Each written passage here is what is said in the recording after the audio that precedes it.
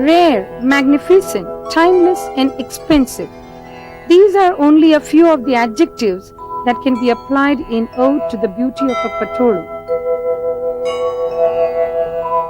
It is not just any other sari and can't be produced in batches of hundreds in factories.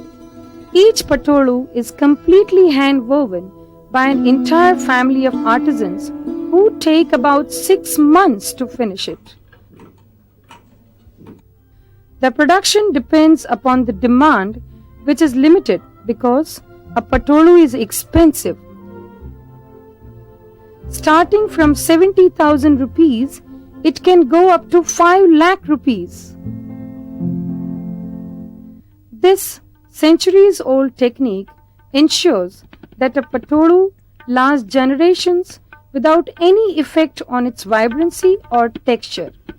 Exhibited and treasured all over the world, it is produced in only one place in the entire world, here in Gujarat, in Patan. Its beauty has been muse to folklore and legends alike. Don't you remember that famous song?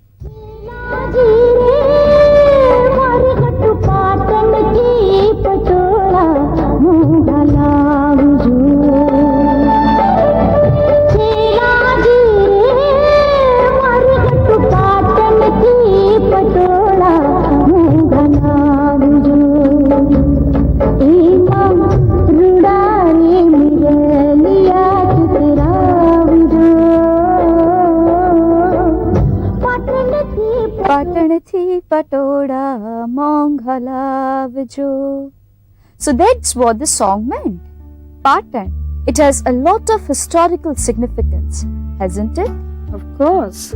Much of Gujarat's cultural and political history is closely associated with Patan. It was once the political capital of the Solanki dynasty that ruled over Gujarat and parts of South Rajasthan and Malwa. It has also been a cultural epicenter and is renowned for its architectural and literary legacy. Artistic excellence has always been prided in this land, and it seems natural that it would eventually become the home of the Patola, which has flourished here for over 700 years now. Does this mean that Patola are not native to Patan? Well, not technically. Patola weavers are traditionally members of the Salvi community. The name Salvi is believed to have originated from the word shal, vernacular for loom. Salvi, therefore, means users of the loom. These weavers can trace their origin to Jalandhar in Maharashtra. Legend has it that in the 12th century, during the reign of Raja Kumarpan, a temple priest in Patan chided the king and the queen for wearing an impure garment for offering prayers. When the king argued that the Patola worn by the queen had been newly bought from the merchant, the priest insisted that the sari had to have changed many hands since it originated far from Patan and was therefore second-hand or impure. Chastised, the king then ordered the relocation of sari weavers from Jalandhar to Patan and allocated them 5 sheris to live in. Around 800 families of these weavers, who are Jain by religion, resettled after constructing a beautiful temple for the appeasement of their god.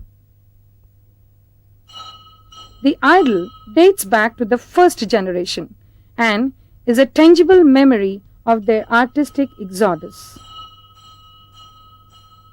Ever since, Patola have originated from this colony known as Patola Sheri or Salviwad.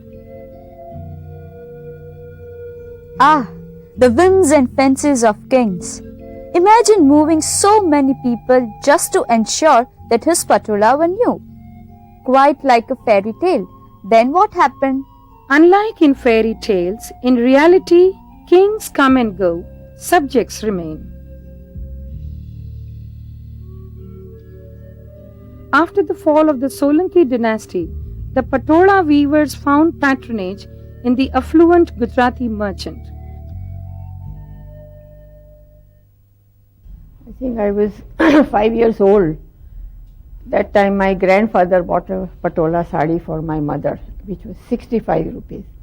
It was short color with the usual border of elephant and peacock and all that. Since then, and then later on, my mother bought some tablecloths. That time, Diwali day, we used to send sweets to the relatives, so this Patola tablecloth was covered with it. And she gave 3 of them to me. So later on, I thought that we are not using it now anymore. So I cut them and put the different borders, the inside border, the outside, and made a border of this. Like that. That's beautiful. This is also another one of the tablecloth. Okay. There were 3 of them. Okay. So I designed and combined Oh, how to put it. very good. The rest of them are your personal collection? No, my mother gave me some more patolas. This one also here. This I was in school in those days. That time my mother had bought it for me.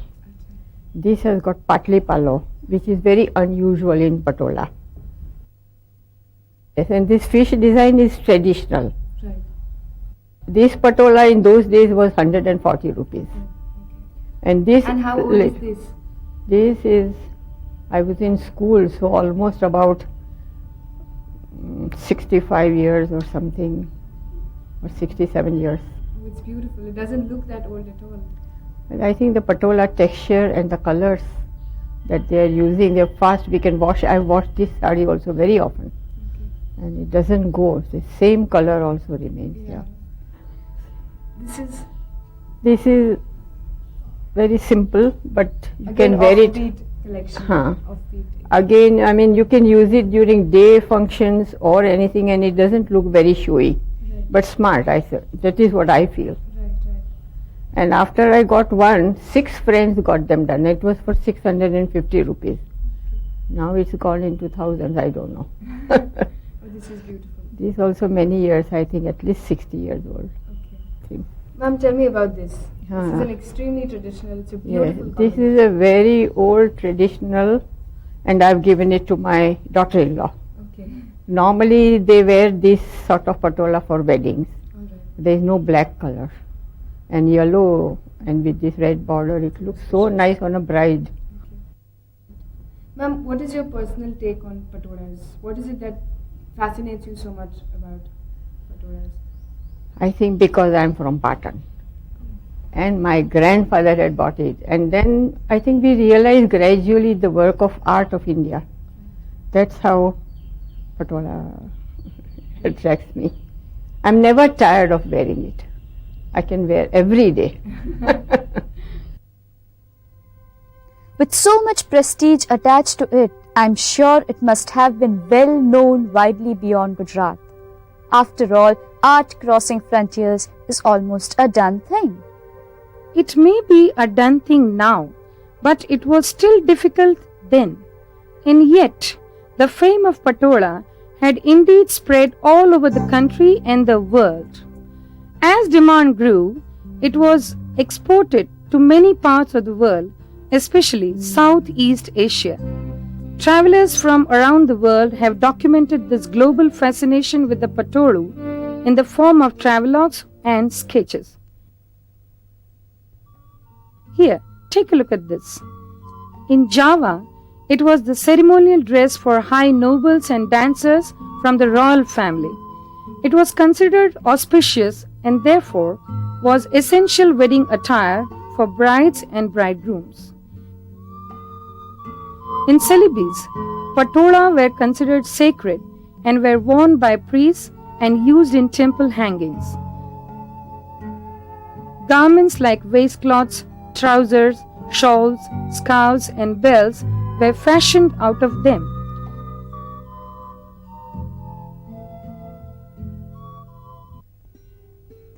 These photographs show how the ancient heritage of our land has been so wonderfully woven into the fabric of varied cultures.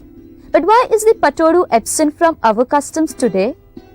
As time passed, however, the prohibitive price of the patoru gave rise to a fundamental problem. There was very little demand for the sari within the country, since not many could afford it. World wars and colonization led to disruption of international export and trade. Economical crisis led to migration in the community, and today, out of the original 800 families, only 3 remain. It would not be exaggerating to say that only 15 people in the world know how to weave a patoru today, and it's a craft they zealously guard. But can't somebody learn how to weave it? I'm sure they can teach a lot of people how to make these saris so that more people can make them. I mean, won't the art go extinct this way? You can't attend a few months crash course and learn it. It's not that easy. It's an extremely complicated process. The devices used are rudimentary and self-styled. From start to finish, the technique is based on the experience of countless generations. There are ingenious procedures that can only be carried out by craftsmen in whose families producing patola is a hereditary profession. They have participated in the work from childhood onwards. It's an art that takes a lifetime to master. It is up to these masters then to pass on the art to their families, to inculcate the art in the younger generation. One such man is Sri Vinayak Salvi, who has won a lot of national and international awards. A master patolu weaver, he knows the problems of making this art survive because he faces them every day. It is to his credit that he has encouraged his next generation to take part in this. We are in Patan since 800 years. It means many generations. Patola is itself expensive because of labor. It takes long time to prepare it. It has many processes, not only 1 or 2 processes enough to prepare one sari of patola. So different 17, 18 processes are there. So it takes very long time. It takes 4 to 5 months to prepare one sari of 6 yard long by the help of 5 persons. It means whole family should involve in this work, then patola can be prepared. Nowadays, our younger generation, we are joining them. My younger son, who is architect, he is engaged in this work. My sister's son, he is mechanical engineer, he joined here. So we are trying to join young generation in this work because we want to continue our ancient art, our country's art. Every time anyone mentions patoru, they mention its complex process, almost in the same breath. I'm almost starting to get apprehensive about it. What is the process like? Let's look at it step by step. The silk used in the patoru is imported from China in the form of raw hanks, which are known as falco. The weavers prefer the Chinese silk because it is superior in quality and strength. These hanks are then opened on small spindles and multiplied 8 times to form thick threads. These threads are then retransferred to hanks and then cleaned or degummed, as it is technically known, by boiling them in a mixture of water and washing soda.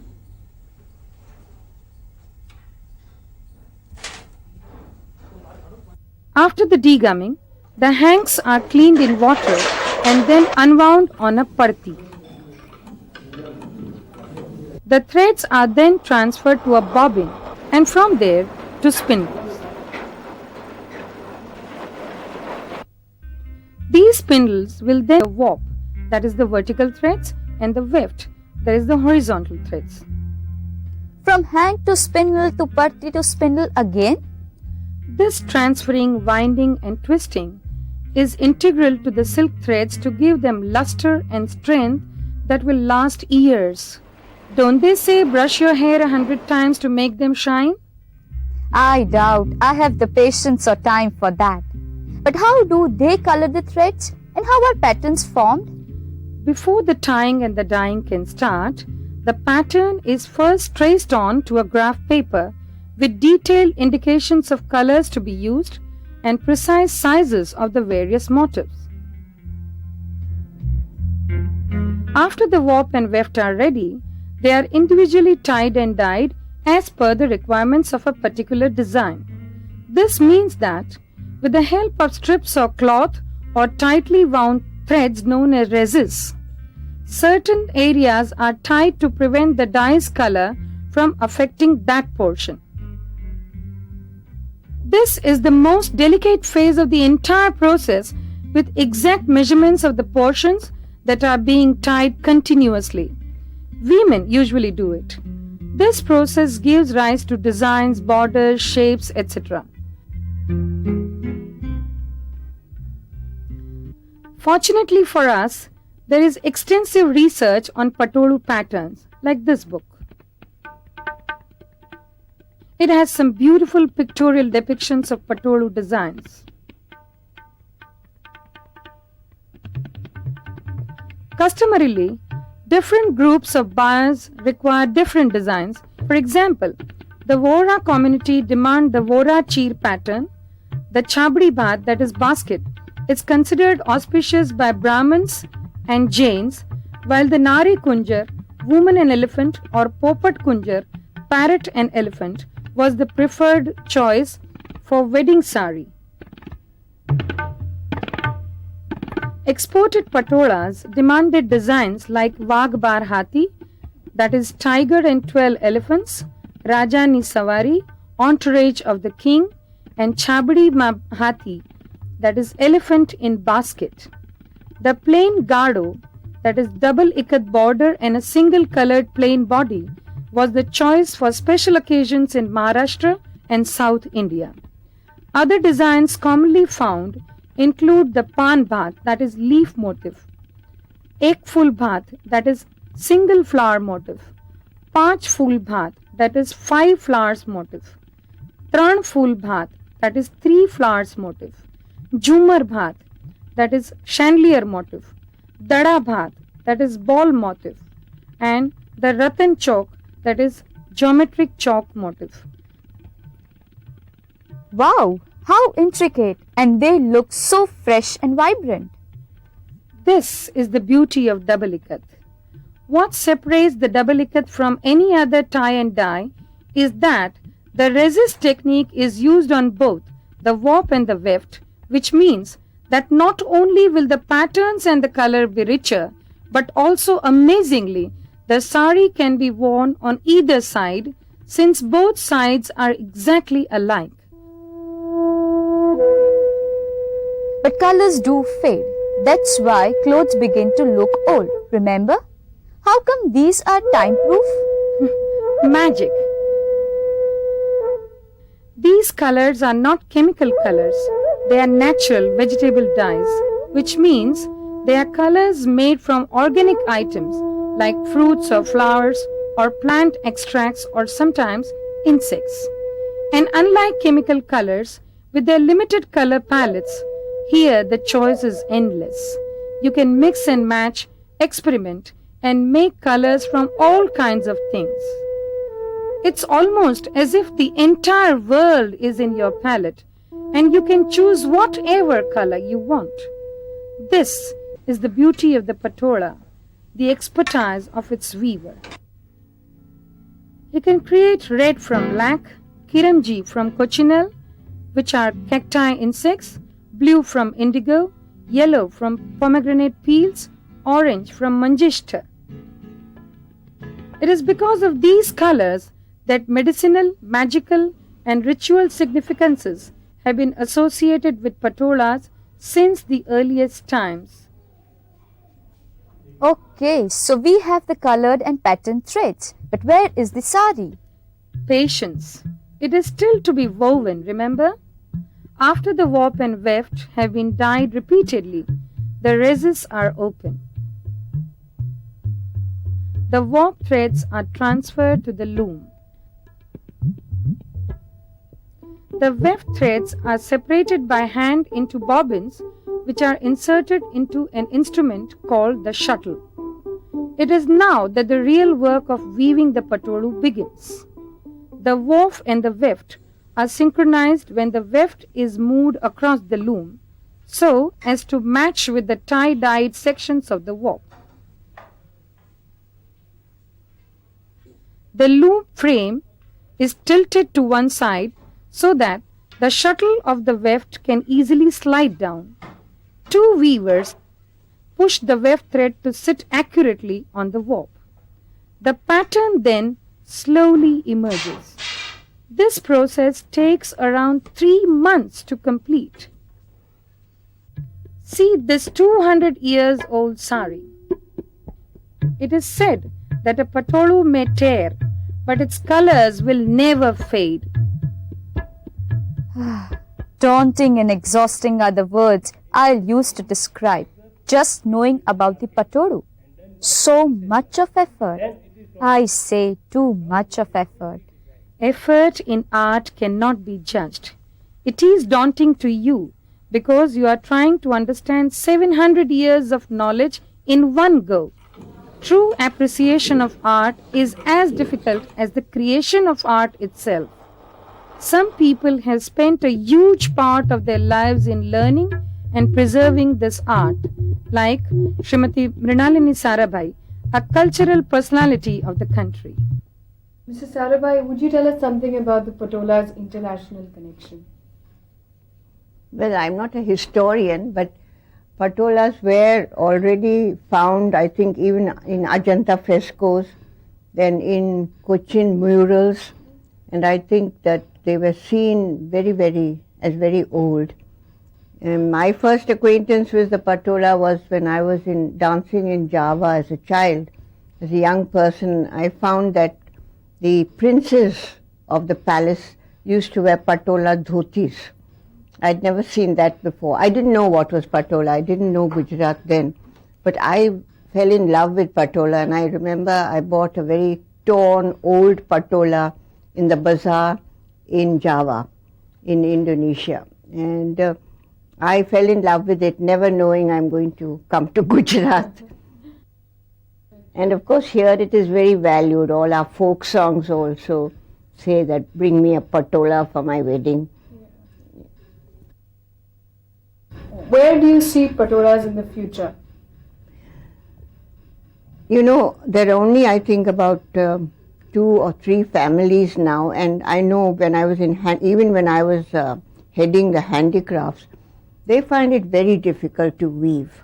You know, it's such a tedious process. And today the expense of a patola sari is so great that I think very few people can buy it. So I'm afraid it's going to go into the museum category, or else somebody who really treasures old, like an antique almost. I can't say, but there are people who are trying to revive patola, which is half patola, not quite fully, the full process, and they are doing a lot of work on it in Rajkot, and they are trying to get a variety that is not so expensive and which is really more ikat, that is half patola. So is that unfair to the art of double ikat? What do you call unfair? You know, because our ancestors did so many things with their hands. Now we can't expect young people today, unless they really love the art. I think in many of the institutions people are trying to revive it and to learn it. Well, I've always loved beautiful old things of India. And I think what I mentioned, that I even bought a patola when I was so young because it was all torn, and yet I loved it. So I think that anything that is old and beautiful to me is very valuable. But so is the new and beautiful. But I find the old materials have a certain character. You know, that it's a certain development through centuries. We are so connected in the world, we don't realize that material, things, shapes, we're all so, what shall I say, one family. The earlier we realize that, the better. It's like a time machine. I feel I have traveled back and forth 700 years. Such artistic legacy. It's almost as if you are bound to history through a piece of cloth. I can't wait to be a part of this legacy, to pass it on to my future generations, to see it evolve from a handloom to an heirloom. Now only if I could get someone to buy me a patolu. Patan थी पटोड़ा मोंघा लावजो शीला जी रे तारे हाटू पाटन थी पटोड़ा मोंघा लावजो